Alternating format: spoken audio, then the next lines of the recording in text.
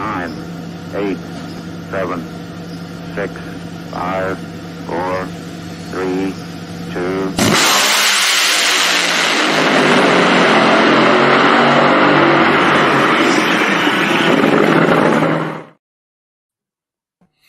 Drag Racing Fan, the Competition Plus Power Hour live again here on Tuesday night. We're looking forward to chatting about drag racing with each and every one of you. Darren Williams Jr. right there next to me, the assistant editor for CompetitionPlus.com, American Hot Rod Entertainment, man, getting it done out there on the West Coast in the world of drag racing, especially with that nostalgic flair. Mm-hmm. Man, it was a interesting weekend for drag racing across the country. James Roger Lee Craft. How's it going, my man? Another night of the Competition Plus Power Hour, Tuesday night, ready to talk some drag racing. And like you said, man, this past weekend was very interesting. Epping, which was a total washout, if you would say, for eliminations on Sunday and Monday. Couldn't even get the Monday Nationals in. I had a friend who was in Epping this past weekend. He said it's sunny and 65 all day today in Epping. So that's how the racing guys just kind of work. But you were in Norwalk for the Cavalcade of Stars, correct? For that regional divisional event. How did that go?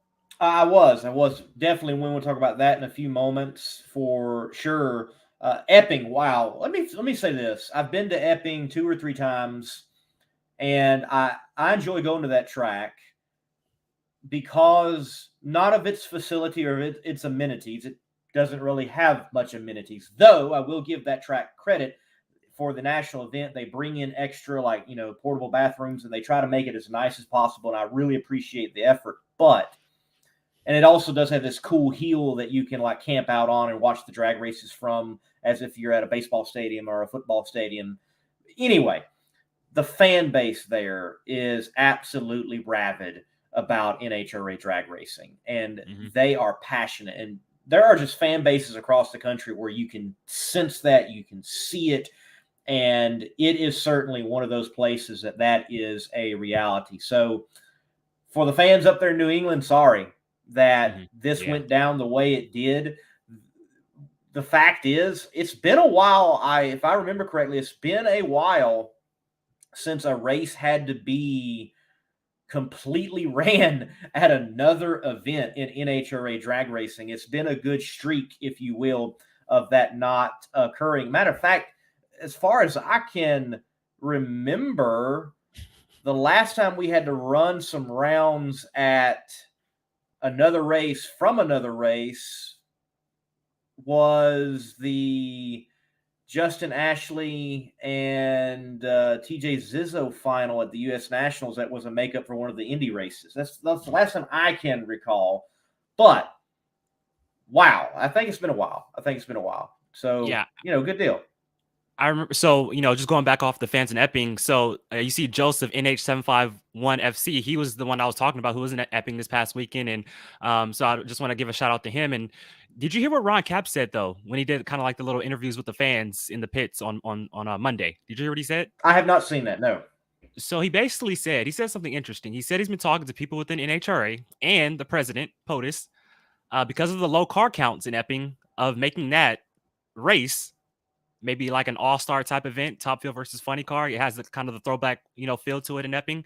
And Dave W., he says, take that baby off the tour. I'm not saying do that, but Ron Capps kind of threw that out there, mentioning the low car counts and the weather and stuff like that they usually have in Epping and the tough track conditions. Make that an all-star race. He said it, not me. I wouldn't mind them doing something. Now, again, taking it off the tour, no, I don't think so. Again, that fan base, it's worth it. It's worth having a event there, and it's well attended at that track from what I can recall and remember. And honestly, the NHRA just got bit by a rescheduling scenario because usually this race is July. The times I've gone, it's July, and it is very muggy. It is very hot. And I think they were trying to get it at a time where it was a bit cooler and maybe a little bit more advantageous for the show overall and the racing. I mean, here we are, late May, rolling into June, and we're dealing with 40-degree weather. Thus, it is the nature of New England.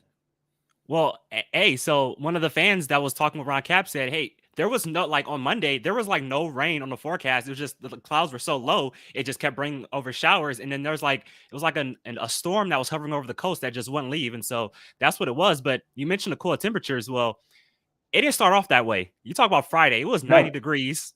The track temperature Yep. was almost 140 degrees. And then you get to Saturday and it drops off like half or both. Like, so you go from 140-degree track temperature to 70-degree track temperature. You go from 90 degrees to 50 degrees. A lot of the crew chiefs said they have never seen such a dramatic change from run to run at the same event. I mean, it was crazy from run to run. Just they've never seen that much of a dramatic change from run to run. Because I mean, like I said, you go from 90 degrees to 50 degrees, 140 track temp to 70 track temp. I mean, they just threw these crew chiefs a curveball, and we saw that in qualifying. Because I'll tell you what, barely nobody made it down the track in qualifying. Nobody. It was crazy. I mean, only Which is Antron Brown, Chad Green, Alex Laughlin, but not many. right, which is typical for like the first session at Epping. The 3 times I've been is like, all right, this is going to be a throwaway session because these guys are trying to figure out how to get down the track most of the time. So, look, the fact is, and to what like DRC is saying at the moment, this is one of those situations where, all right, if the NHRA did cancel earlier, you'd have a group of people saying, oh, they should have waited it out.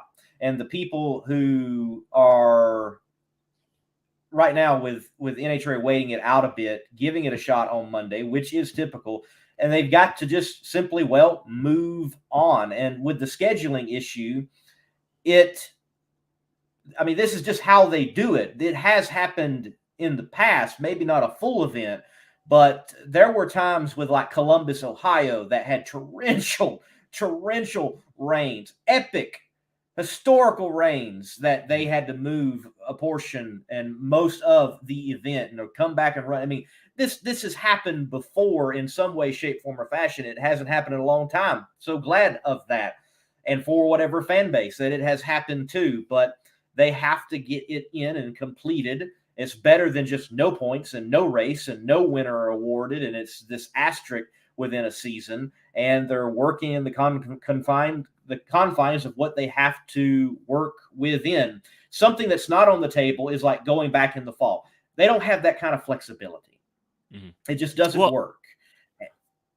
Well, no, I didn't mean to cut you off. Well, I mean, you talk about a scheduling issue. I mean, we can talk about Bristol this weekend. Bristol usually the following weekend after this is usually Father's Day weekend, but they moved Bristol up a week earlier. So that kind of runs into it as well. I mean, you got to get these teams out of here down south because, you're in the far northeast and you got to go all the way south. So if Bristol, I think, wasn't this weekend, we probably could have come back either this upcoming weekend or probably stay till Tuesday.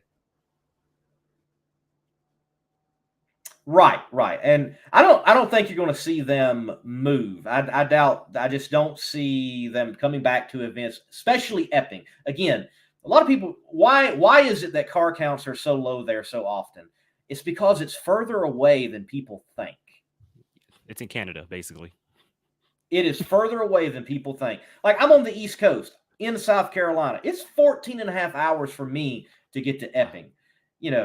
Is it closer to India? Yes, but man, it is still a good ways out there for sure. And that's why a lot of teams decide to skip that particular event.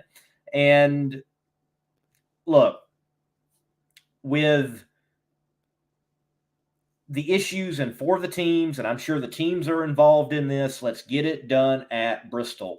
And if the teams are the ones that think, hey, we need to just go ahead and do it at Bristol, then I'm completely fine with that because they're the ones obviously getting the work in and they're setting the show up. And when we think about it, as much as we may enjoy it and we want to see it, we need to think about the people in the show making the show. Mm-hmm. And Dave W, he's in the live chat. Shout out to Dave W. He's talking about other times that other races have been rescheduled to other events. Like, we talk about Brainerd 2014. You talk about St. Louis in 2020. But also the ones that comes to mind is Charlotte to Dallas in 2014. Remember Charlotte, the track was kind of coming up, and so they canceled that event. I think they got through like round 1 or something like that, and they moved the rest of it to Dallas. And the reason why that one comes to mind so clearly is because, as you see behind me, I have a lot of John Force stuff back here. And on the show, I'm biased, but if you remember, John Force red lit in the final round against Matt Hagan, and that ended up costing him for the championship that year in 2014. So that was kind of a tough deal. So I just want to bring that up. I remember that very vividly.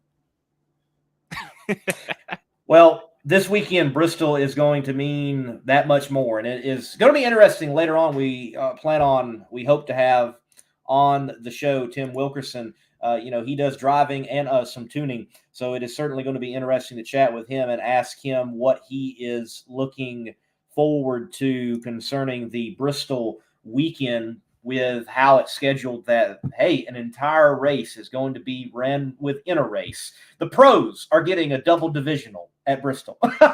Well, here's the thing, though. So it's not just a double. I mean, there's a chance at a triple as well. Because you think about the race within a race in qualifying.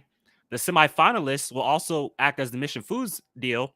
So there will be a Mission Foods in Bristol. And then you have the trophy on Sunday. So there's an opportunity for a triple up in Bristol, not just a double up. There's money, cash, trophies all over the place in Bristol. It is going to be a wild show for sure there in Bristol. Looking forward to go and be there and experience it. Andrew, where is Bobby? I don't know where Bobby's at, a softball game or the Pit Insider. It's not advertised as part of the show currently, so not here.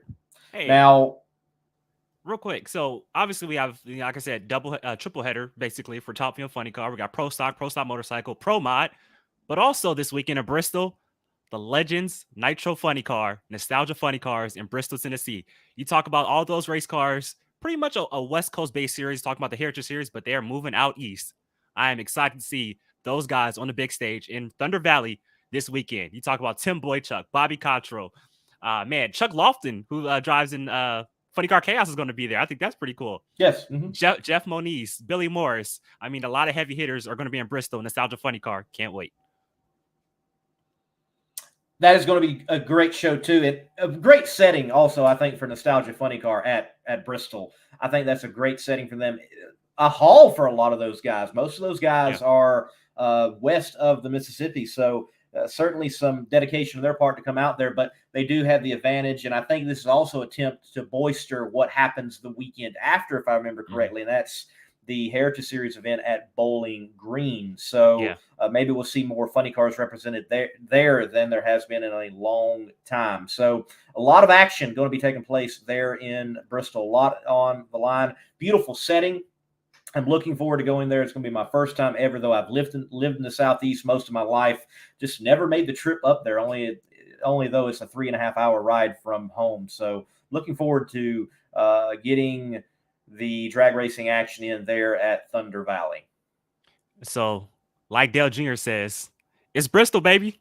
Let's get it. It's Bristol, baby. It's Bristol, baby. There's something special about the mountains. Yes, sir. Yes, sir. And I was supposed to go too. I do wish I could have seen it in the old trim where drivers had to navigate the turn of a shutdown area. Can you imagine being a funny car driver back in the 70s and the 80s and the early 90s? Like, man, if I'm on fire and engulfed, I've got to remember I need to take a right-hand turn. Has anybody ever got crossed up at the top end in Bristol? The old Bristol? Oh, I'm sure. It has to be, right? I remember seeing a video of LaHaye and Eddie Hill from like 88. They almost got crossed up. That was pretty crazy, but yeah.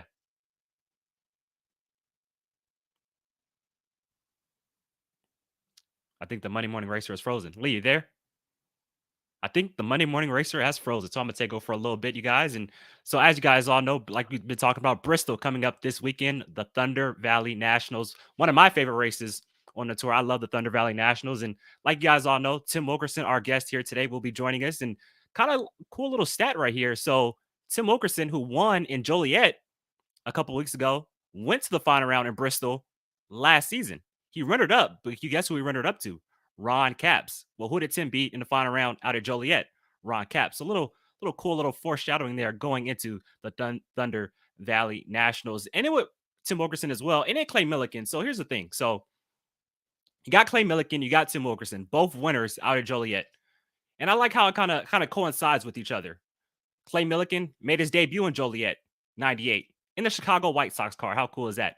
Tim Wilkerson, JCIT, John Costanza's Institute of Technology car. He gets his first win in Nitro Funny Car in 1999. A year later, beat John Force in the final what do? They both win here in 2023 on the same day. And obviously, for Clay Millican, no round wins going into Joliet, and he comes out, goes all 4 bases, and gets the win in Joliet. I thought that was a huge win for Clay and huge win for Tim. And I believe they both have those Summit sponsorships as well. I think that kind of coincides as well. So big time. Obviously, that was technically 2 races ago, but obviously the rain out in Epping didn't happen. So we moved this thing on to Bristol, and I'll tell you what, Bristol is going to be exciting. So 4 qualifying sessions. First session on Friday, Q1 will go out as regular session on Friday. Q2, Friday night under the lights, will act as round number 1 for Top Fuel and Funny Car. Top Fuel and Funny Car, round number 1, Friday night under the lights at Bristol Dragway. How crazy is that going to be?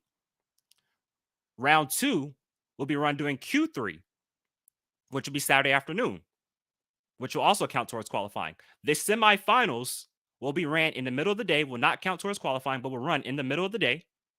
And then the final for the makeup in New England will be run during Q4.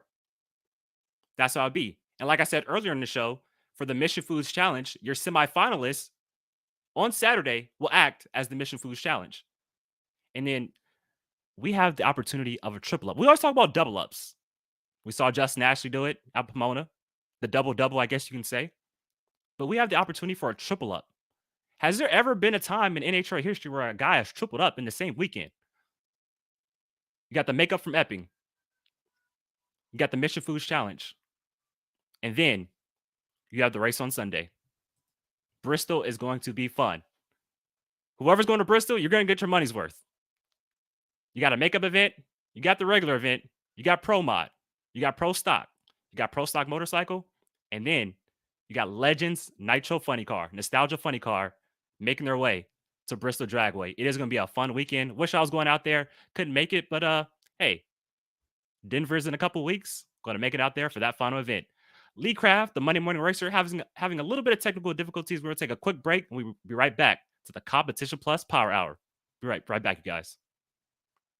Get your CompetitionPlus.com apparel today. Whether it's our nitro-burning funny car design or the vibrant door slammer design, we have the swag to show you are always in the know. Get yourself a hat too. And we know not everyone enjoys wearing a mask, but if you must wear one, at least wear a good-looking one. Check out the new CompetitionPlusApparel.com for the latest from the place where you have trusted for your news on the internet for over 2 decades.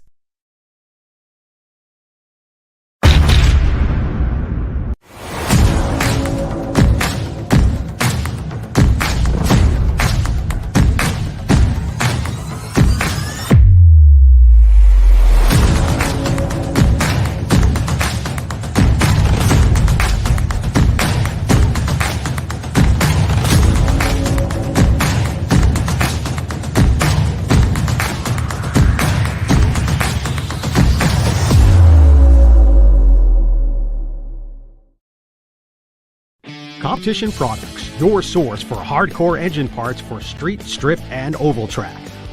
Our free catalog is packed with hundreds of product lines from the best-known manufacturers in the performance industry. Lowest prices guaranteed. Free shipping and handling on all orders over $149 in the continental U.S. Need expert advice? Our knowledgeable staff is just a phone call away. Competition Products, race parts sold by racers since 1970. Ladies and gentlemen, welcome back to the Competition Plus Power Hour. It's Tuesday night, so we're talking drag racing, and like I just mentioned, my co-host, the Monday Morning Racer, having a little bit of technical difficulties, but he'll be back as soon as possible. And like you guys all know, Epping wasn't the only drag racing happening this past weekend. Also, there was a regional divisional event out at America's Drag Strip Summit Motorsports Park in Norwalk, Ohio. The NHRA will be in Norwalk in just a few weeks, but in top alcohol dragster, Sean Bellemere gets the win, takes down Nick Janik in the final round. Sean Bellemere gets the win. Sean Bellemere, one of the best to ever do it in top alcohol funny car. And I'll tell you what, this is kind of like a revenge tour for Sean Bellemere. Came up just short of the championship last year, finished third last year, I should say, after winning the championship in 2021 and lost it to Doug Gordon in 2022. Sean Bellemere, the Triple Bs, Steve Boggs, Tony Bartone, and Sean Bellemere, they are coming into 2023 revenge, and kind of started off 23 a little slow, but they have coming on strong, and they are now your points leader in top alcohol funny car. And then in top alcohol dragster, congratulations to Julie Natus. She gets the win in top alcohol dragster. Took down her teammate, Matt Sackman, in the final rounds to get the win out at the Cavalcade of Stars out at Summit Motorsports Park in Norwalk, Ohio. I'll tell you what, Julie Natus, another win. You talk about the national events she's won, the divisionals she's won. Julie Natus is a superstar. She carries herself as a superstar. In no time, we will see Julie Natus in Top Field Eliminator sometime soon in the NHRA. She is that big time. So congratulations to Julie Natus and Sean Bellamere getting the wins out of the Cavalcade of Stars out at Summit Motorsports Park in Norwalk, Ohio. So I want to, talk a little bit about something real quick. As you guys all know, over the past couple of years, we've lost some pretty huge racetracks over the years. We've lost Phoenix. We're going to lose Denver after this year. The final Mile High Nationals is this summer. We've lost Atlanta. We've lost Baytown. Who knows about Chicago? We lost E-Town a few years ago. Epping kind of has taken that place. Well, after 2024, we're going to lose Camping World as a series sponsor. I love NHRA. I've loved it since I was a little kid. Favorite sport? Basketball is my favorite stick and ball sport, but you talk about motorsports, NHRA is number one. And NHRA is doing a lot of great stuff right now. Don't get me wrong what I'm about to say. NHRA has done a lot of great stuff, and they're headed in the right direction. But I think NASCAR is having their 75th anniversary season this year. The NBA had their 75th anniversary season last year. The NHRA is coming up with 75 years. I believe that'll be in 2026. I think, and we don't have to do this straight into 2026. We can gradually make the changes up until that year. But I think starting now, or probably starting after 2024, let's kind of revamp, reinvigorate, reinvent the NHRA. I just mentioned all the tracks we've lost. Why not switch up the schedule a little bit? I feel like we've had the same schedule since, 1988, pretty much, when the schedule expanded. I know Dallas and Houston kind of got dates taken away in 2001, but I mean, for the most part, we've had pretty much the same schedule since 88. Let's switch it up. Why not? And I know I hate doing the whole NASCAR comparison. I hate doing that and everything like that. We're not NASCAR. We're NHRA. But I mean, they took a chance at it. Daytona was always 4th of July weekend. Now it's the last race of the regular season, and it's amazing. Let's make some changes. Let's throw some night races in there. Let's put Topeka at night like it used to be, like in the mid-90s. I mean, I know they had to because it was super hot in Topeka, Kansas in the summer. You had to make it at night. But let's throw some night races in there. Saturday night. 2 sessions or 1 session on Thursday. 2 more sessions, final qualifying on Friday. Final eliminations, Saturday night under the lights. We talked about All-Star race at the beginning of the show. Why not? Whether that's top field funny car versus funny car, whether that's just the top 8 cars in each class going at it for $50,000. And I know we've beaten this dead horse a lot. I've been watching NHRA since I was, like I said, a little kid. I was born in 94. At the tracks where we can, let's go quarter mile. Why not? Still have our 1,000 field racing. I was talking to a driver a couple weeks ago at his shop. I'm not going to name the driver, but we were talking about it, and he said, as fast as these cars accelerate and how fast they're going, I would be scared to go quarter mile now. And I don't blame them. These cars are accelerating as fast as they've ever been. It's crazy. These guys who jump in these nitro funny cars and these top field tractors, they are crazy. But I mean, and I'm not that mechanically inclined, but there's something we could do to back these cars down, I would think. But I'm just saying, 2026, 75 years of history, 75 years of the greatest motorsport on the planet. Let's reinvent it. Let's revamp it. Let's change something about it. Let's spruce it up a little bit. We'll get some comments real quick. Just my thoughts. Let me get your guys' thoughts on that. Drag Racing Central says, NASCAR social media puts NHRA to shame, and it's not even close. Their YouTube channel is practically dead. There's always room for improvement on that right there. Mr. PF Flyer, exactly. Their social media and their own website lacks luster, to say the least. Dave W says 75 years, revamp, baby. Why not? Why not? Let's take a chance. Bruni Forest had a triple hat day. 2017 low qualifier, won the finals, won the championship. Hey, you're back, man. Are you on your phone? Yes, I had to resort to using the phone, even though I'm in studio. Massive internet crash in studio. That's never happened before. Hey, thus doing live. You never know what happens. Hey, I hope I wasn't boring the fans too much. I mean, obviously, I just getting off my stuff right here, but great to have you back, man.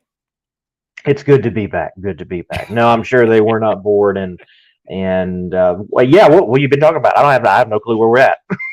Oh no, I was just bringing up the idea. Like I said, 2026, we're going into 75 years of just complete awesomeness and power of NHRA drag racing, and like I said, let's try some new stuff. Let's revamp the schedule. Like, of all the tracks we've lost, we're losing a title sponsor in Camping World. If we're going to go that route, let's go into 2026, kind of reinvigorate it, kind of reinvent it. It's kind of like my thoughts. I'm fine with that. Finally get in there. Stop delaying on a throwback race. Stop delaying on an all-star race. Stop delaying on special programs and everything else. Look, get it done. Let's go back. Let's try to go back to old places that have revamped themselves recently. Possibly even maybe like a Rockingham. I'm just throwing that out there. Maybe that doesn't work with having ZMAX now for sure, but they've done good. Let's work something out with Tommy Franklin and VMP and get that back and go to that track once again. One of the best tracks, if not the best track, surface-wise in the nation that people love to say as far as the competitors. Look, just figure it out. We had the announcement that there is a new track being built. Good to hear that a new track is being built. It may very well be a facility to hold and have a NHRA national event. But let's go to Texas down there at Ennis 2 times. You just put it on the table and stop saying no and give it a shot. Why not? I agree. And you mentioned this new track, and I forgot the name is I can't think of the name right now. But is it being built? Flying H, if I remember correctly. Yes. Is it being built to national event standards? I don't know. I haven't been able to read the press release. I haven't, and I know it's like, well, why are you on a show talking about? Well, guys, because I've been at drag races, covering drag races. It's hard to know everything, but there is certainly a lot of excitement. I will say this: if Glenn Cromwell was there for a press conference, it's got to be pretty big. Yeah. I would expect it to be on the map, if you will, later on. No, I definitely agree with that. And like you said, I saw what they were doing on, shaking hands and everything like that. And I saw they were breaking ground as well on Facebook and everything like that. So I'm excited. Drag Racing Central posted on Twitter, maybe this could replace Denver in the future. So, hey, I don't know. I'm excited. But like you said, just great to see new tracks are being built. I like it. I agree. And, there's rumors that No Problem Raceway will be leveled except for the racing surface itself and be rebuilt, and that it could hold a national event. There are plans for a track around Hattiesburg, Mississippi, that's not just a drag strip, but an entire motorsports facility. If I remember correctly, Pacific Raceways, and they announced a year or 2 years ago that there was going to be funding and money and reinvested into that facility to make it more advantageous for motorsports overall, including the drag strip. So we love to major in negatives, but there are positives in the sport and even regarding tracks. And track closures are nothing new. Just look at Southern California. I mean, how many track closures has there been for just Southern California and premier facilities like an Ontario Motor Speedway? Why you got to go there, man? Why you got to call out SoCal like that? I'm just saying, man. Just saying. We got a great comment here from Andrew. He says the new track was being built to take over Topeka, but that was a couple of years ago. Talking about Flying H drag strip, and so yes, well, it actually was land that was purchased by the individual who owns Topeka now, and then it has been sold or leased to the individuals that have it at this point. So, because the controversy around Topeka now more of a tax deal than just a event and operation deal, it seems like. That's nothing new. A couple of years ago, even a little further, there was the, well, I'll just move out of the Topeka area and go put a drag strip down here type of situation. Hey, Lee, you know who we have in the green room right now? Can you say John Costanza's Institute of Technology 10 times fast? That's challenging to say fast. That is very challenging. But you know, our guest tonight, all-time wins list Nitro Funny Car, he is now looking up at the top 10. He's 11th right now, but the guy he's looking up to right now, the Budweiser King, Kenny Bernstein, right there, number 10. Tim Wilkerson, he's chasing him down. I think he's going to get there. I believe so too. Ladies and gentlemen, Tim Wilkerson is next. If you want to take your vehicle's performance to new heights, you got to give it P. Like our original equipment technology, antifreeze, and coolant. Our formulas match the vehicle manufacturer's technology requirements so that we have the perfect match for every vehicle. That's one reason why Peak is among the fastest growing brands of coolant in America. We work harder to earn the trust of people like you every day.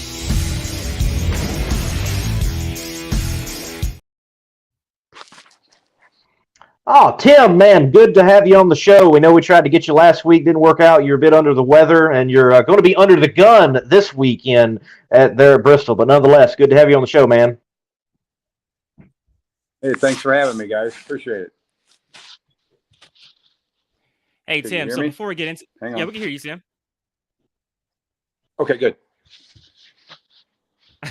Well, Tim, welcome to the Competition Plus Power Hour. Before we break this whole thing down, talking about Bristol this upcoming weekend, and obviously Joliet a few weeks ago, like I just mentioned, did you ever have trouble saying John Costanza's Institute of Technology fast ever all? Did you just say just JCIT? How was it for you back in the day? Yeah, we said JCIT, but that guy's ego was so big you had to mention his name. I love it. I love it. So, like I just said, mentioning going into Bristol this weekend, doubleheader, you would say, you know, making up from the New England Nationals. Just kind of your thoughts on the doubleheader this weekend and a possibility of a triple up, meaning the makeup from New England, the Mission Foods Challenge, plus the trophy on Sunday. Yeah, it's pretty exciting, really. I'm looking forward to that. I don't think we've ever done anything like this, so I can. I got Force first round, which I could probably talk with him for 10 or 15 minutes and convince him that if he wins, that we'll both have to quit or something crazy. So I'm excited. It's going to be a venue, I think.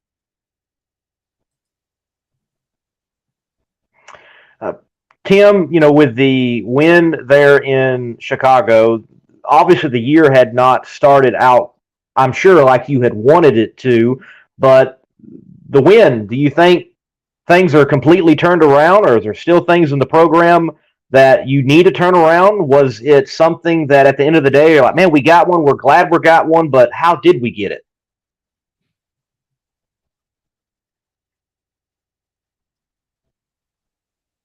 No, we know how we got there. There's no doubt about that. It's been coming. Had a good card, Charlotte, and I just made mistakes first round. But we're pretty excited about it, really. If you want to know the truth, the car's really acting well, and had a bunch of new parts from this year starting out, and it kind of threw us for a loop. These cars are so finicky. When you could tell by a car from last. Put it in Chad Green's car that my kid works on, and him and I kind of collaborate on that together, and it runs great. So we're kind of made a mistake, probably. It's hindsight, but that was good for Chad and good for that team. It needs to happen because we need more competitive cars out there. We can't have 2 or 3 cars running away with this championship. And so you mentioned championships, Tim, and obviously, like I said, to me, I feel like you're one of the best to ever do it. One of the winningest funny car drivers out there.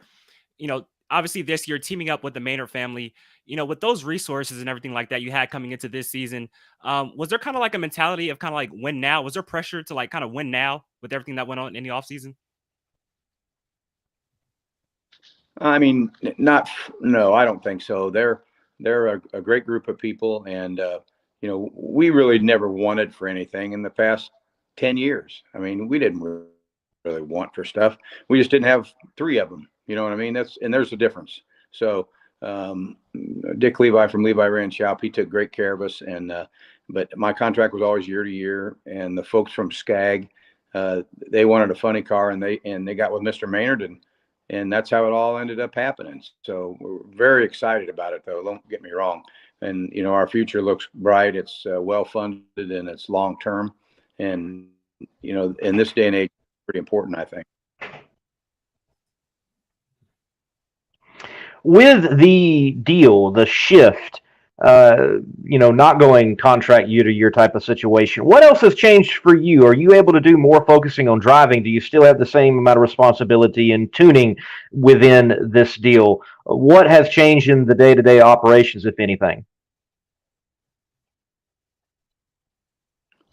Yeah, truthfully, nothing's changed. And that was part of our deal. We, I hate to even talk about things like this, but we talked about, well, why don't we hire your crew chief? And I said, oh, that sounds great. Who are you going to hire? Well, everybody was dumbfounded, right? We don't know who to hire. So we decided to leave it alone. And that was kind of the parameters that I wanted to live under. If they didn't want to live under those parameters, I would just keep doing what I was doing. So, and you could see that it paid off, and we knew that it would. I mean, we've always have a good car, and we're right there in the middle of the, 75% of the time. But there's different things working in the future you guys will find out about here in the next few months, and it's going to be real exciting for the sport and good for our team. And the Maynard family, they want to grow more. They're trying to get involved with more and more teams to make their program even have more depth than it has now to help every car. So I think that's going to be really good for us and good for the sport. No, I definitely agree. Maynard family, Joey Kathy Maynard has done so much for NHRA right now and SCAG. You talk about even teaming up with Justin Ashley just a couple weeks ago in Joliet. I think that's a huge deal. Obviously, the deal with Tony Schumacher and yourself. But one guy I believe in your stable that kind of gets overlooked a lot is Richard Hartman. Was a great funny car driver himself, is helping you out a lot. Just kind of talk about how of an integral part Richard Hartman is to your team.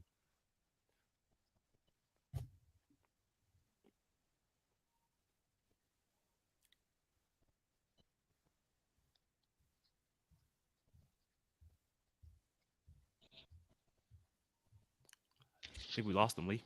No, he's great. I mean, they're right. That was the best thing that ever happened to me when Terry McMillan decided they needed to go a different direction and let him go. And I was just talking to him off the cuff. We were at Pomona, and he said, "Boy, Terry said that did you lose me? You still got me, guys?" Yeah. We hear you now. Yeah. You still got me? Okay. So Okay. he said, Terry's going to let me go. And I immediately said, well, why don't you come help me? And he's like, well, I don't, you're your own crew chief. What would I do? I said, man, it's just great to have another set of, and he's a great machinist. And, there's just so many things that Richard could do. And I tell you what, he never, I don't care if we struggle 10 races in a row, he don't walk in there and go, oh, let me look at this. You must be doing something wrong.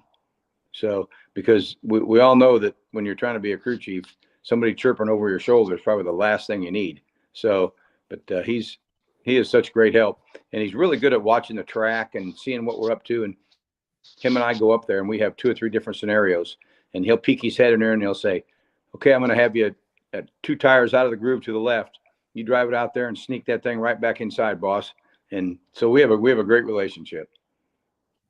That's awesome. It is certainly awesome. Another awesome part of y'all's relationship was, well, him behind the wheel of that altered. Some of the folks have already been asking any plans to bring that thing back out and let it rip down the quarter mile once again.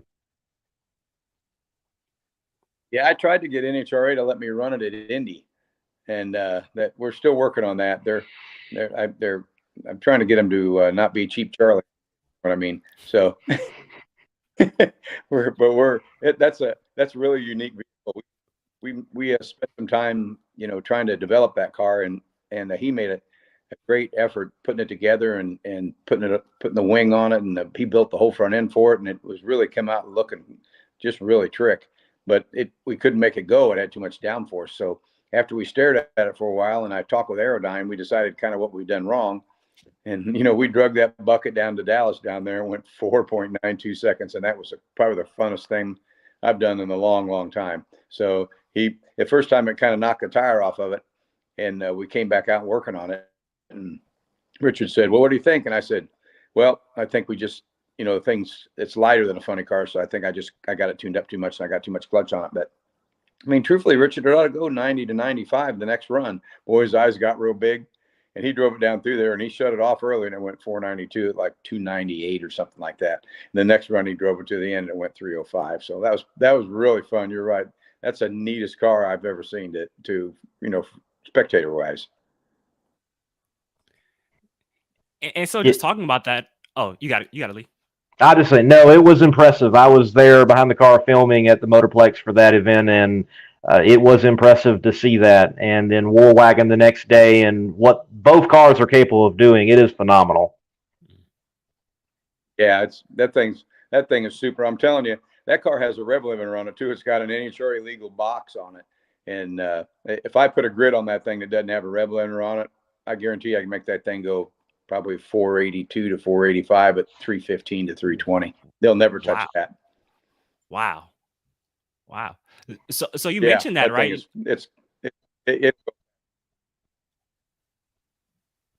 And so I know it's been a while for Richard Hartman, but obviously, he still has it. I mean, you go in 490s at over 300 miles per hour in a quarter mile. Does he ever still get the itch to jump behind the wheel of a nitro funny car? You guys ever talk about that? Now he has a nostalgia car, that's really cool that him and his dad built, and they're going to bring that out here before long. I heard him talking to Cruz the other day, and they're all going to go to I think that's a racing Bowling Green maybe here coming up. So we thought about dragging the altar down there. It just depends on how the week goes and all that kind of thing. But most of those places don't want that altar there because it's too fast in reality. You know what I mean? There's really no class for it. So, because there's no one to race, you know what I mean?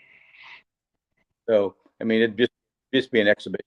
And I don't know if I want to go 315 mile an hour at Bowling Green or not. Right. Well, hey, you and Richard are welcome at any nitro chaos you ever want to show up to. So come on out. Yeah, I appreciate that. It'd be fun to do that again. See, we built that thing to let my kid drive it, and he, when we went to do it, it was during tax season, and he's an accountant, and he, working his 16 hours a day, and he said, hell, just let Richard drive it.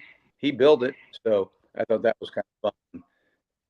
But Richard, I don't, watching him, I don't think there's anything you couldn't put him behind and just let him hit the gas and go, he still knows how to do that. That's for sure. So we talked about having him drive the funny car every once in a while, but he said, really there's no reason for it. There's no continuance of it. So why would we waste the money and the time and scare me to death? He says.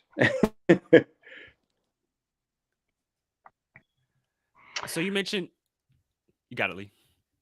Tim, you said in the discussions with the Maynard, Skag, everybody that, hey, how about we hire you a crew chief? And you're like, well, who are you going to hire?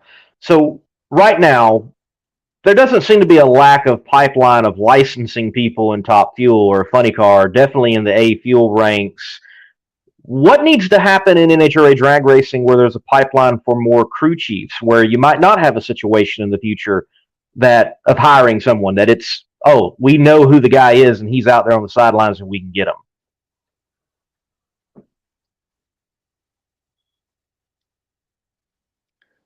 Well, I firmly believe that there's, in the bigger teams, the JFRs and the Colettas and, the Tony Stewart teams, there's some people in those groups that could already be a Dickie Venables or a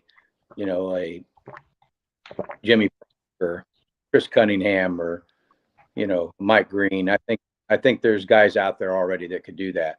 We just have to get the cars, right? I mean, you see it in JFR. They bounce people around, and like Mac that worked on Brittany's car with Grubby. I mean, you talk to kids and they're talented. So I really think we have them. It's just like what you said. We got to have the cars. So and it'd be fun to let them loose, to tell you the truth. I believe, and you still have everybody else hanging around out there that, you know, have been crew chief for years that do a really, really good job. Because, you know, hell, when DSR had 4 cars, they all had crew chiefs and crew chiefs, and them guys are all still running around out there. Todd Okahara, and I mean, I'm terrible with naming people, but you know, they're all out there still. They're just great crew chiefs running around everywhere. Phil Schuler, you know, I mean, you name them, they're running around. No, you're definitely right about that. And another guy who's having a pretty good season right now is your son, Daniel Wilkerson, who's really tearing it up right now with Chad Green in that Bond Coat Mustang. You know, how thrilling is it for you as a father to see your son, you know, making his name as one of the top crew chiefs in Nitro Funny Car right now?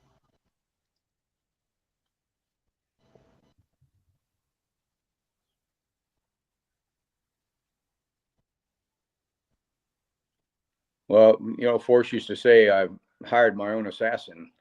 Well, I've created my own assassin, I think. So, you know, we started out the last couple of years doing this together, and I just kept him in this little box, and you know, closer and closer to that, so I could kind of keep my eyes on him and make sure that we're not doing anything wrong. Because the last thing I want to do is run a guy like Chad forward by blowing his car up all the time, right? I mean, and him and I have had that conversations a million times.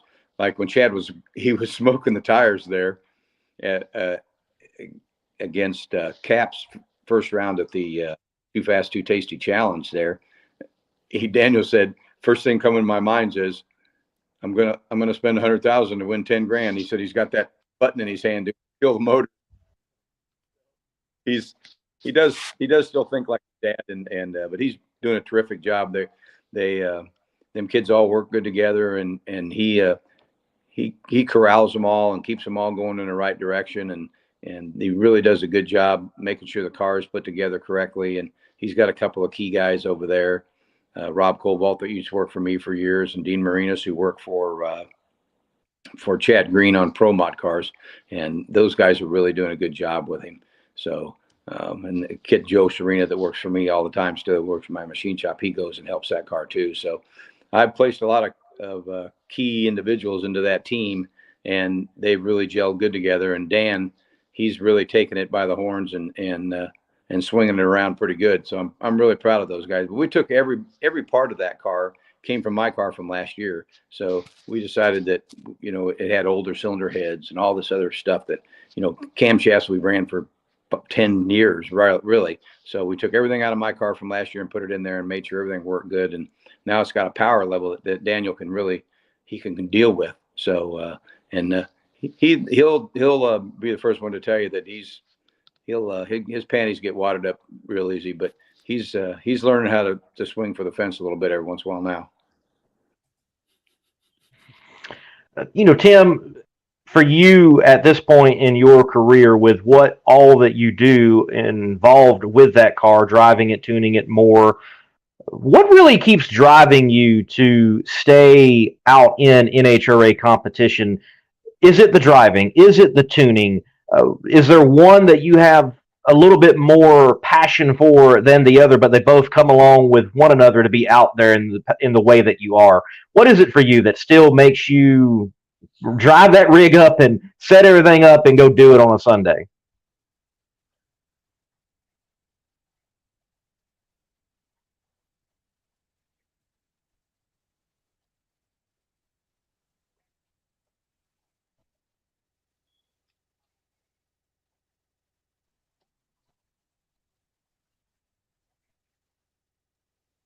Well, I think more than anything, it is the competition. You know, all them guys are my friends out there, first off, and but it's a competition.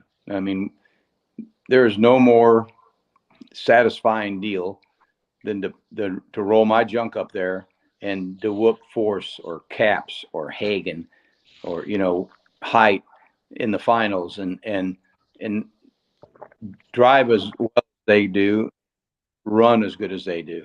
That's, you know, that we get with a day, and it's very satisfying, you know, because in reality we shouldn't be able to do that, right? I mean, we're just a bunch of knuckleheads from Illinois, and all our junk's, you know, 5 years older than everybody else's, but it's kind of, like I'm the only guy out there outside of Chad now with a Murph McKinney car, and Murph built a car especially for me. And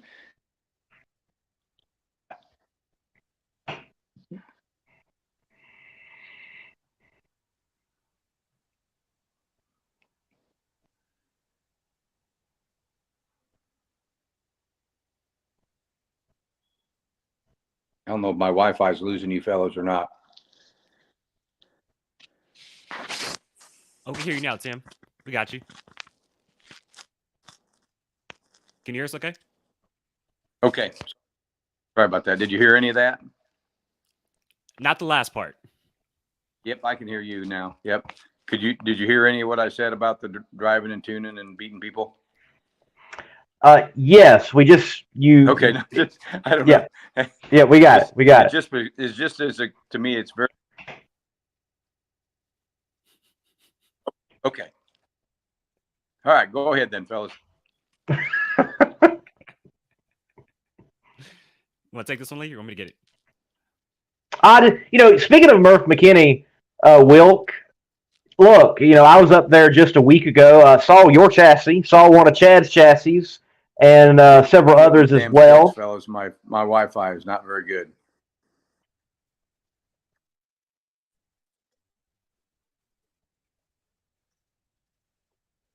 I'll try it again. Simply, your relationship with Murph McKinney. Why have you decided to stick with running a Murph McKinney chassis instead of anyone else out there building chassis?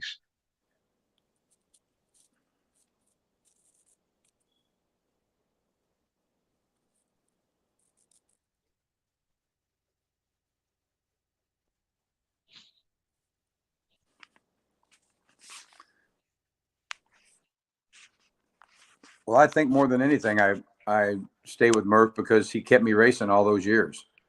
I mean, I seriously, there probably wasn't a year that went by that I didn't owe Murph money at the end of the year, or we weren't talking about a project or something like that. He's just been a true friend for 25 years for me.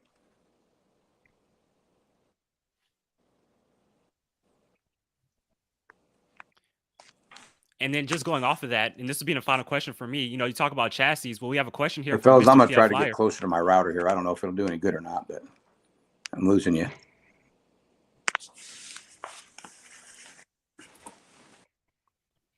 Well, as Tim makes router adjustments, and we are already having our technical difficulties tonight. I'm still on my cell phone. It's been quite the interesting show. So, hey, Tim, thank you for sticking with us. We appreciate it. We'll let you go here soon in a few moments, and we'll see if we get a little bit better connection from.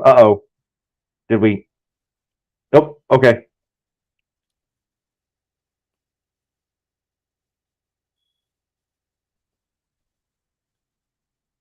It's trying. It's trying. It's trying. It's trying. It's trying. It's trying. There he goes.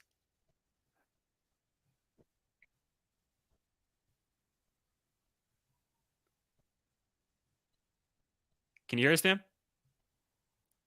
We lost him. Oh, man. We lost him. Again, when you're doing these live shows, you never know what's going to happen. Here we go. Third time's the charm. It's trying. There we go. Here on Power Hour Cribs with Tim Wilkerson. You ain't got to go home, but you got to get the heck up out of here. But that's right. That's right. And so that was a real good question, asking about the chassis, because, kind of like a follow-up to that was Mr. PF Flyer asking him, kind of like, how do you like the Ford Shelby Mustang compared to the other funny car bodies from your past? Because like you mentioned, with the JCIT car, he's driven a Firebird. When he was with Dick Levi ran shop, he drove the Chevy, I believe it was not the Cobalt. What was the Chevy back in the day? But like you saw, he used to drive a Chevy back in the day. So now with the Ford Mustang, so just kind of the differences in funny car bodies.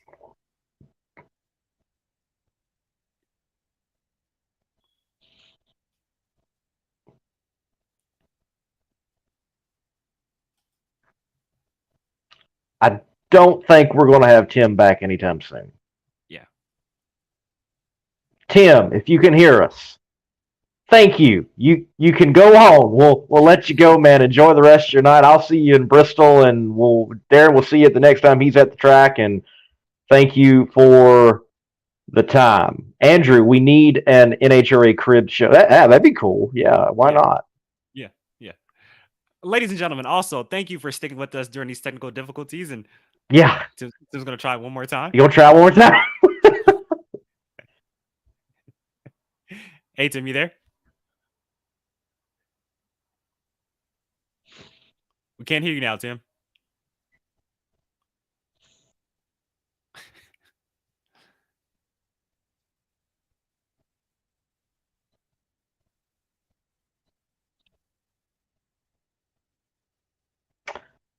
We're going to cut to break real quick, and we're going to try to get this thing all sorted out. Be right back to the Competition Plus Power Hour, you guys.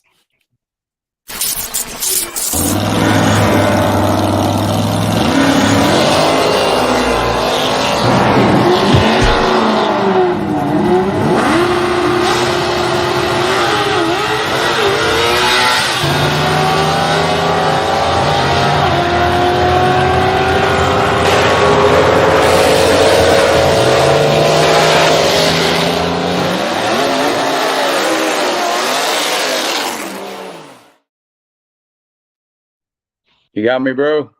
Oh, Tim. Wow. Yes, we can hear you now. We can hear you. Okay. So, look, man. Before we have any more technical difficulties on the night, we've already had some on our side as well. Good. Thank you for coming on the show. We appreciate it. Good to talk with you. You're definitely a fan favorite, and hope that there's many more Wallies this year.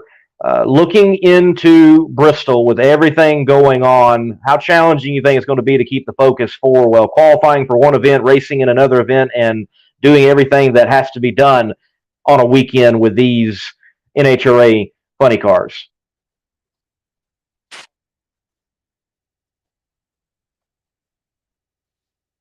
Well, I don't think it'll be that bad. I'm into cool stuff like this anyway. Races into races, you know. Been in every one of those, the Big Bud Challenge, the Traxxas challenges, I don't care about that stuff. It'll be fun.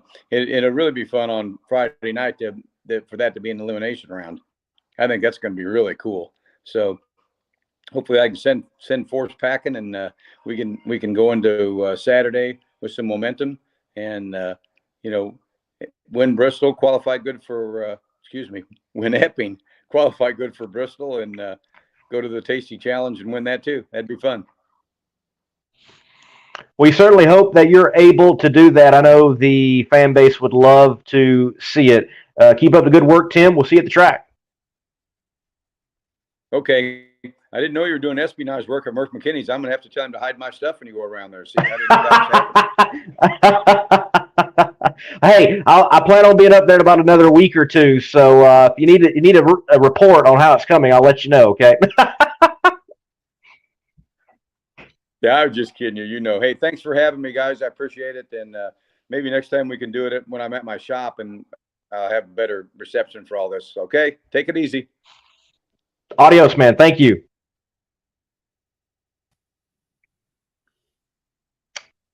Well, Darren, look, good to have Tim Wilkerson on. First time on the Competition Plus Power Hour, fan favorite. Been pulling for Tim for a long time, and what a busy man at the track. I know even last year in particular, wow, he was like tuning Buddy Hull. He was helping out on Chad Green's operation. He was doing his own thing. Whew, man works his tail off. Nah, he definitely does. And like you said, working real close with Richard Hartman. And, before I go on, so obviously we had the technical difficulties with you first. And then obviously Tim had his technical difficulties. Well, towards the end, I started having technical difficulties. My Wi-Fi started going out. So it's just been a crazy, crazy episode of the Competition Plus Power Hour. But no, like you mentioned, Tim Wilkerson has been out here a long, long time. Like you mentioned, earlier in the show, got his first career win out at Joliet in 1999, defeated John Force in the final round. Like you just mentioned, he loves whooping John Force in finals, and he did that to get his first win. Has done it plenty of times too. I remember Norwalk 2010, he beat John Force in the final round. So, and then you go back to Joliet a couple weeks ago, he beat John in the semifinals. John pretty much staged that car. What's the closest state to Illinois? What's the next state over? You're better at that than me. What's the next state? Well, which way? West. West. That'd be Iowa. Well, John Force basically staged that car in Iowa. That's how deep he staged it. And Wilkerson still got the win. Well, it depends on you're either looking at Iowa or Minnesota. Either one. Well, John staged that car in Minnesota or Iowa, and Tim Wilkerson still got the win and defeated John Force in the Mission Foods Challenge out in Epping as well. John Force hit the cones, but Tim Wilkerson, one of the best to ever do it, and much success to Tim in the future. Great guy.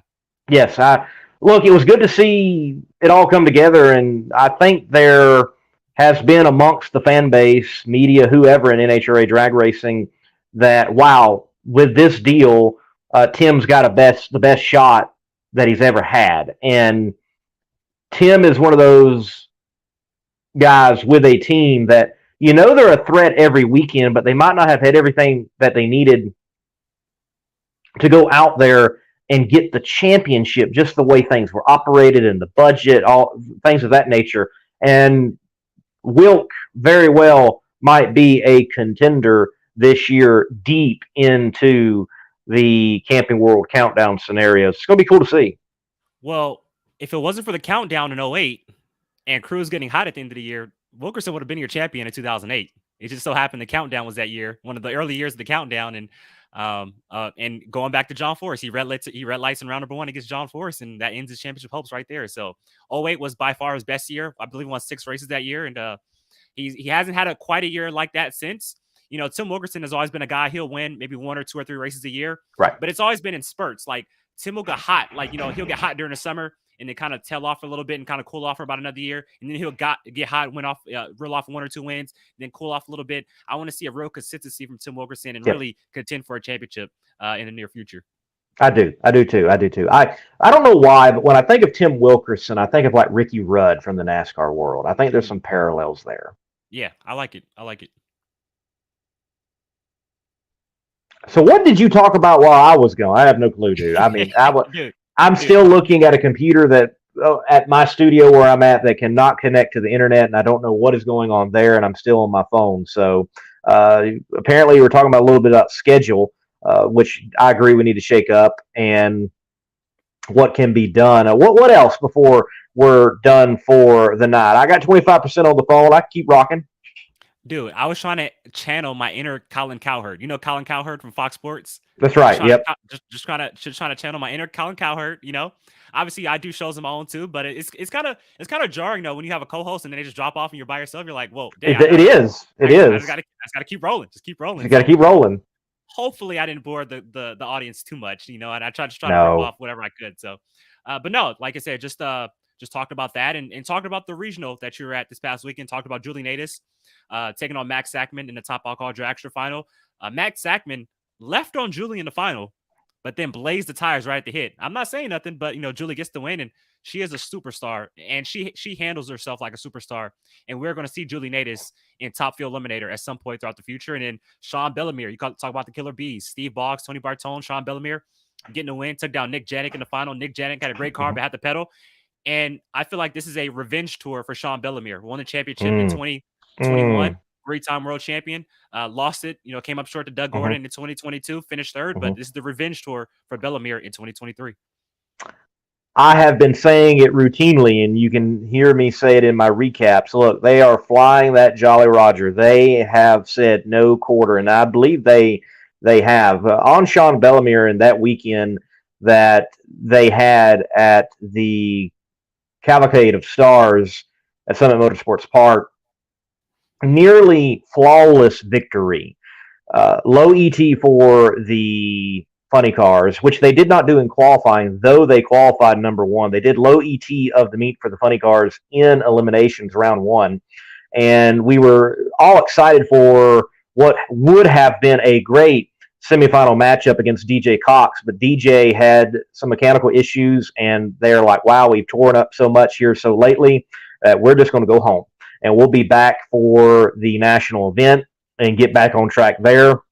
So Bellemere had a competition single into the final, and then Nick Janik finished number 2 last year in the world, struggling early on this year. I'm not sure if it was his first final round appearance, but it's definitely been a year where it has been a drought on wins for him, and he was looking for a win, wanting that win, but Sean Bellemere able to each and every time go down the track as necessary and turn on the wind lights down the track each and every time in qualifying. And what I find fascinating is with them knowing after DJ Cox notified them, hey, we're going to go ahead and pack up and go home. You've got a competition single. They decided to do some testing. And in that testing, they went slower. But Sean Bellemere said that's exactly what we wanted it to do, and we now know what it will do. So they're able to go low ET of the meet, win the race, but yet back it up and find out that it did exactly what they thought it would and they needed it to do. How dangerous is that? Yeah. You don't hear that from teams that often. Yeah. And I suspect come the national event, which will be an absolute gunfight in Top Alcohol Funny Car, because every heavy hitter is going to be there. Matt Gill, DJ Cox, Sean Bellemere, Bob McCosh. I'm sure. I suspect Brian Howell's going to be there. Nick's going to be there. It's going to be a gunfight at the national event there at Norwalk. And Sean Bellemere and Cam basically have already got the tune-up ready to go. Look, Matt Sackman, I'm pulling for Matt. I want Matt to get that top fuel ride. I do. I'm pulling for him. He's got the talent. He's got the ability. Already has the license. It's just a story that I would love to see come to fruition with him having funding and him up there, in a top fuel ride. That car was brought in really as a test car. Hunter is usually in that ride. Hunter Green was supposed to be in that ride. For whatever reason, they decided to not race that particular race, but race for another day. And I put Matt in the car to test some things out. And I joked just about all weekend long in my recaps, the test car, because it was the first car out in qualifying, and it went a 5:28, which stood until Mike Coughlin went number one qualifier.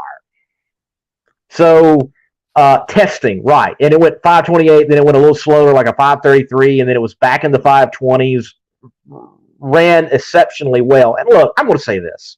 I like Randy, and I enjoy joking with him. He's always very kind with me. Hey, man, get a beer. But imagine that in the final round. Just saying. Come on. We know what drag racing's about. It's been like that the whole time. I was not shocked that Julie got the win. Now, granted, Julie had a stupendous car as well. She was low ET for the meet overall. So both cars were tuned phenomenally well, and both were driving well. What big implications in round one, defending regional champion and Jasmine Salinas and Julie Natus going up against each other in round one. Julie was deep staged on by Jasmine there in round one, and she still picks up the win. Fascinating storylines in Top Alcohol Dragster. Blown cars actually got out of round one into the semifinals. That was cool to see with Brandon Greco and JP Gutierrez making into the semifinals. But an all Randy Meyer final went down like I thought it would. Wait, Lee, are you saying Matt Sackman was in the Tony Petragon Castro GTX situation? Is that what you're saying? Let's just put it this way. There's one car with the potential to win the world championship. And like you said, championship implications. Julie gets the 20 points, but that's saying that live on air. Basically calling Matt Sackman in the Tony Petragon, David Grubnick type situation. I like it, man. There's one car with championship implications. Keeping it real. But no, just in all seriousness, Matt Sackman, great driver, but even a better, but a great dude. Like, so Matt's cool. Used to work with Antron Brown, has his top fuel license. If people don't know, Max Sackman is actually licensed in a top fuel dragster.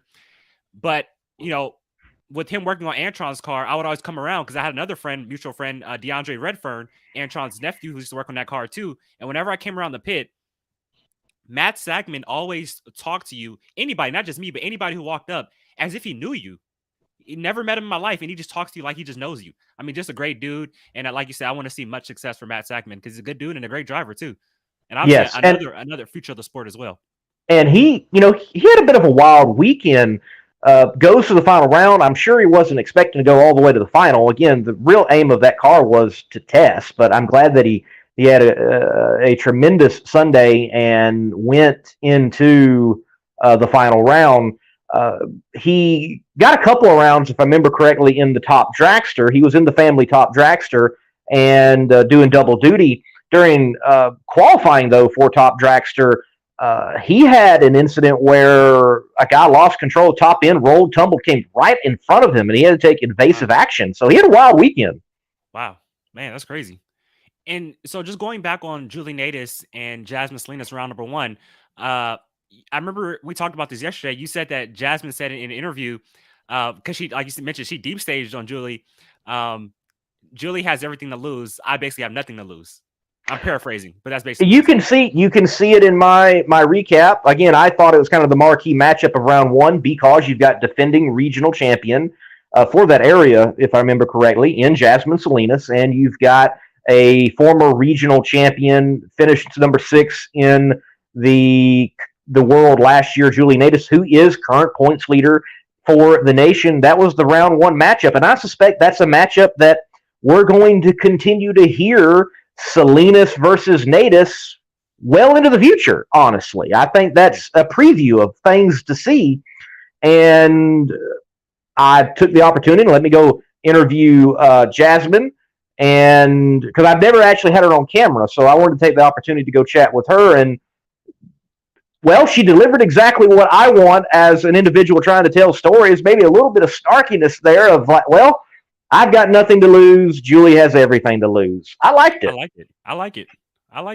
And we've seen Jasmine get fired up in the past. You go back Sure. to the U.S. Nationals when she couldn't make the run and she got out, pretty feisty. And then even her sister, Gianna, when she couldn't make the run in Charlotte, you see her getting pretty feisty. So the Salinas girls, I like their passion and their drive. I love it. They're out here to win and they show it. They're not scared to show emotion. I like it.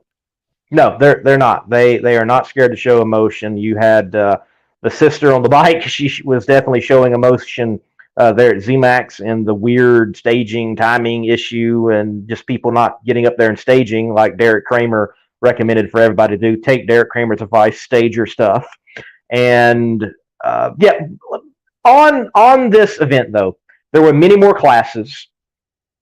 Super street, super stock, top dragster, top sportsman. And I do want to say this. I had an individual comment on Competition Plus. Hey, it would be great to hear about those classes as well. Let me say this. I'm one dude, and you can't cover every class. And I do have a particular passion for the alcohol classes, and they need more exposure. So when I have opportunity to give them exposure, I'm going to do that. But I want to say this. If you're out there and you're passionate about one of those classes, like I really wish Competition Eliminator had somebody following it routinely and regularly with as unique as that class truly is. Yeah. If you're out there, though, and you're passionate about one of those classes, get your camera, start going to the track, and start covering them. They need exposure, too. They certainly do. And overall, Darren, I've been to several regional and divisional events now. I've been to double divisionals. I've been from Virginia Motorsports Park to Texas Motorplex, now Norwalk, other facilities as well. Bill Bader Jr. and the team at Summit Motorsports Park, America's racetrack, they know how to use an event and an opportunity for a show. And they had that on Saturday night. That crowd, Saturday to Saturday night, was a crowd that was a better crowd than I have seen on some qualifying days for a national event at Norwalk. They just took the opportunity. We're going to have this big event.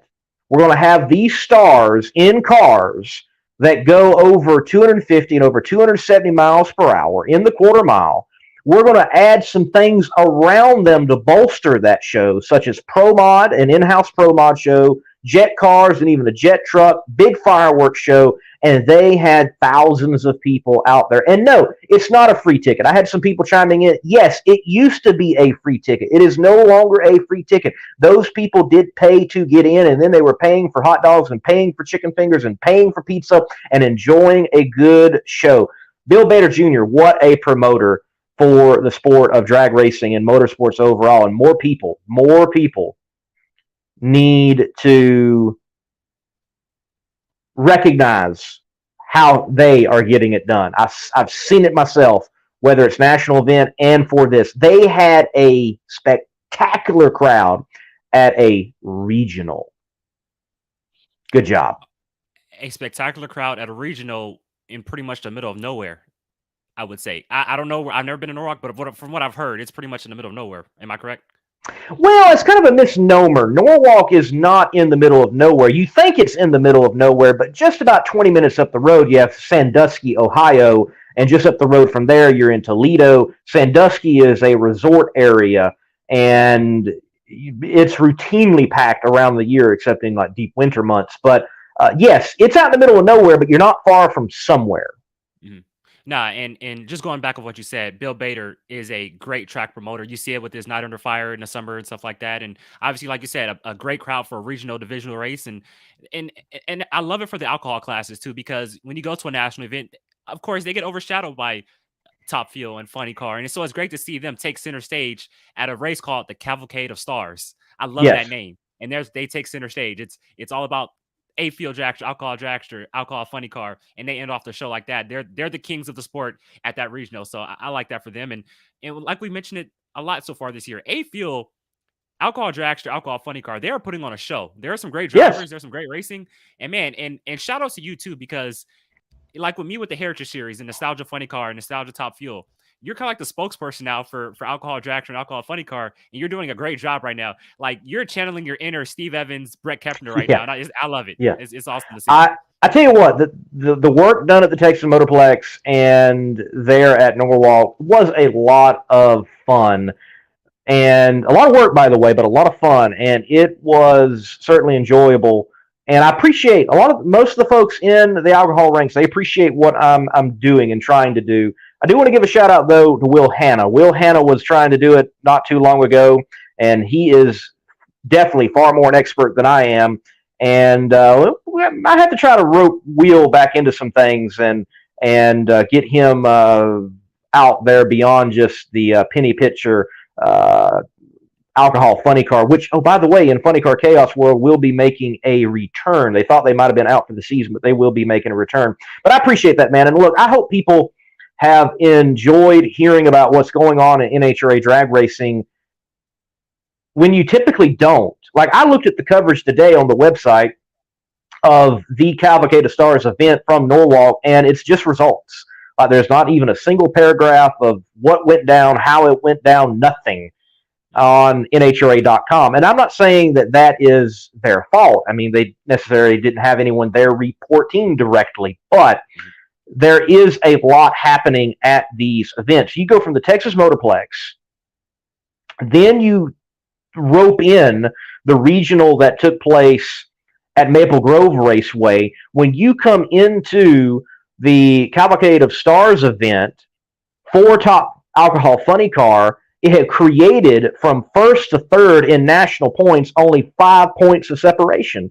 And yet there was only one guy that could have took the points lead and extended it, and that was Sean Bellemere. Granted, all those other guys, Bob McCosh and Matt Gill, they're going to be back in Norwalk along with Sean Bellemere to duke it out to see who comes away with the points lead after the national event for the national standings.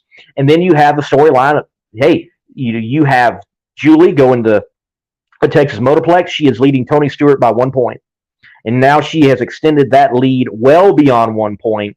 And she's done it in such a fashion that her competitors like Mike Coughlin, Cody Crone, and Jasmine Salinas, they all went out round one in Norwalk. She is that much further ahead in the standings. So, going off of that, like I mentioned with Julie Natus, carries herself like a superstar. She is a superstar, leading the points right now. Obviously still a long way to go, but I would consider her maybe the championship favorite right now, early in Sure. 2023.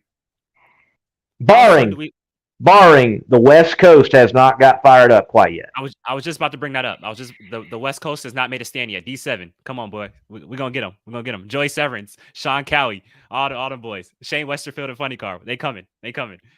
But going off that, how soon do we see Julie Natus in Top Fuel? We know Jasmine's getting her license. We'll be seeing her in Top Fuel cars sometime next year.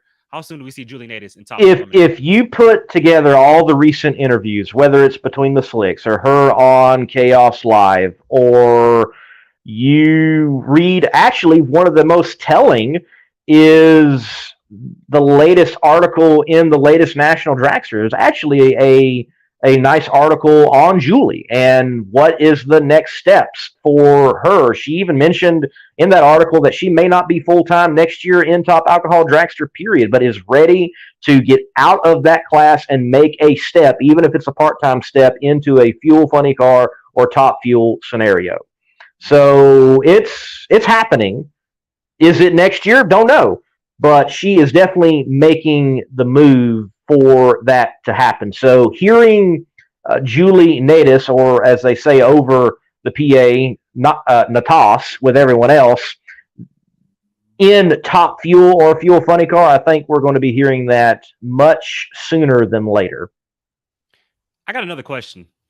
So we mentioned the final round between teammates Matt Sackman and Julie Natus out in Norwalk. Obviously, we know, like I said, Matt Sackman left on the start line, but then blazes the tires right at the hit. I know you say you're rooting for Matt Sackman, but when he blazed the tires, did you start jumping up in the air when Julie started to streak away and drive off into the sunset with the win? Just curious. No, I filmed and I walked into the race control where Don O'Neill was and Warren Evans was, and I just said, imagine that. Imagine that. Okay. We'll talk off here. Now, the poor lady, I will say, Norwalk's got to figure something out because, you know me, when I interview, I like to throw out some different questions. And Sean Bellemere, like, interviewing him, he gets it, okay? He gets it.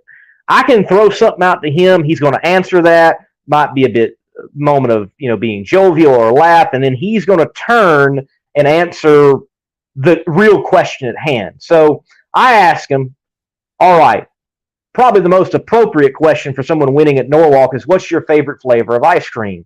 Well, I didn't lead with that with Julie in the winner's interview. I did ask it as a follow-up question, and come on, Norwalk, we got to get the lady who won some ice cream she can eat. So apparently she's lactose intolerant and she can't eat ice cream that they have. We got to figure that out for her. I mean, you're at Norwalk, you got to eat ice cream.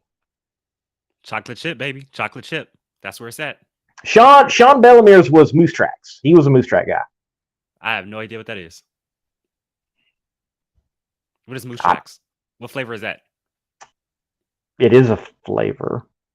Well, I mean, how does it taste? What is I don't know. I'm not a Moose Track fan, so I haven't had it in a very long time. But it has like chunks of chocolate, peanut butter chocolate or something in it. So someone in the comment section, what is Moose Tracks exactly? Maybe you actually do like Moose Tracks, and you can tell us. I do like peanut butter chocolate. I do. But chocolate chip is my go-to. So just real quick, like I mentioned, you got to be quick. I got 5% on the phone. Yeah, real quick, double header for Nitro Cars in Bristol this upcoming weekend. But like I said, Pro Stock and Pro Stock Motorcycles also there. Derek Kramer has definitely found something. Michael Heinrich, that crew chief, and that Get Bob field car, they have found something, and I hope they can continue that strong performance here in Bristol, along with Matt Hartford. But I'll tell you what, Dallas Glenn is for sure the favorite in Pro Stock right now. He's knocking them down. He's your points leader, leading the points and starting to pull away.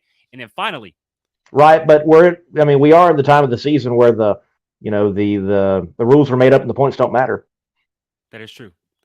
But Lee, can anybody do what nobody has been able to do since the Obama administration, and that's take down Gage Herrera?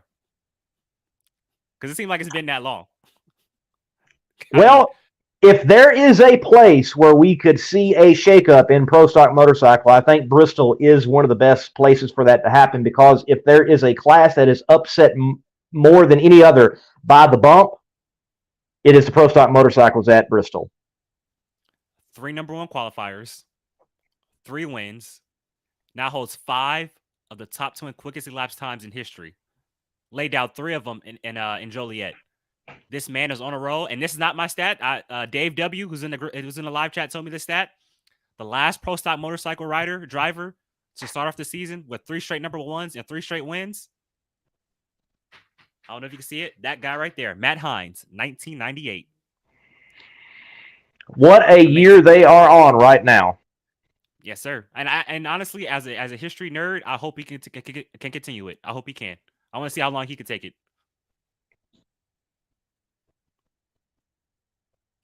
That's all I got. Good, man. Let me see. I will tell everybody real quickly. I got 5% I still got 5%. I don't know how, but it's down. It's down, man. What can we look forward to from Monday Morning Racer, man? What can we look forward to? Throw it out there. Thursday night. I haven't put the information out there, but Thursday night, Megan Meyer. We're going to have Megan Meyer on, be chatting with her concerning Nitro Chaos and everything going on in her world with Randy Meyer Racing as well. And so weather, last time I looked, Bristol looks really good. There is some chance on Sunday, but it's a very, very small chance. So we should be able to get everything in Bristol, and it's going to be like mid-80s from what I saw. Should be actually quite pleasant. But yeah, Thursday night, Megan Meyer, be chatting with her, and I will be in Bristol for the first time. And then after Bristol, it is out to Cordova for the Summer Nationals of Funny Car Chaos, and then back to Norwalk. Awesome, man. Awesome. Monday Morning Racer, Lee Craft, always on the road, going to every racetrack. Every weekend, this man is at a racetrack. I like it. I appreciate it, man. What about you, man? Where are you going to be? You were supposed to be in Bristol. I was supposed to be in Bristol. I was supposed to, and now I'm kicking myself with the doubleheader. I'm kind of kicking myself, but for sure, 100%. Next race for me is going to be Denver, Colorado, the final Mile High Nationals, and I'm going to go right back with Sonoma in a few weeks. So I'm going to go to the 2 races on the Western Swing. Denver and Sonoma for me, coming out west, man. You know I live on the West Coast, so I got to live it up big on the West Coast. So that's for me. But this weekend, though, everybody who's all tuning in, since New England has been pushed back to this weekend in Bristol, and they're going to run final eliminations and during qualifying, Inside the NHRA special episode, Saturday night primetime special episode of Inside the NHRA. We're going to break down all the action from the makeup from New England Nationals in Top Fuel and Funny Car, and recap qualifying in the Mystery Foods Challenge for Pro Stock and Pro Stock Motorcycle. And then we'll hop right back on Sunday with a doubleheader with another episode of Inside the NHRA, actually recapping the Thunder Valley Nationals. We'll have Dujanay Bland and Dave W as co-hosts for that show. So come on to American Hot Rod Entertainment and join us. It's going to be a great show. Can't wait. That will be good. That will be good for sure. And hey, DRC, I just want to remind you and everybody out here, it's not just living a dream, it's working a dream. That was deep, man. That was a really deep way to end the show, man. Really deep. I like it. And now we lost them. Thank you guys all for tuning into this episode of the Competition Plus Power Hour. We'll see you guys next Tuesday. Good night, everybody. Get your CompetitionPlus.com apparel today. Whether it's our nitro-burning funny car design or the vibrant door slammer design, we have the swag to show you are always in the know. Get yourself a hat too. And we know not everyone enjoys wearing a mask, but if you must wear one, at least wear a good-looking one. Check out the new CompetitionPlusApparel.com for the latest from the place where you have trusted for your news on the internet for over 2 decades.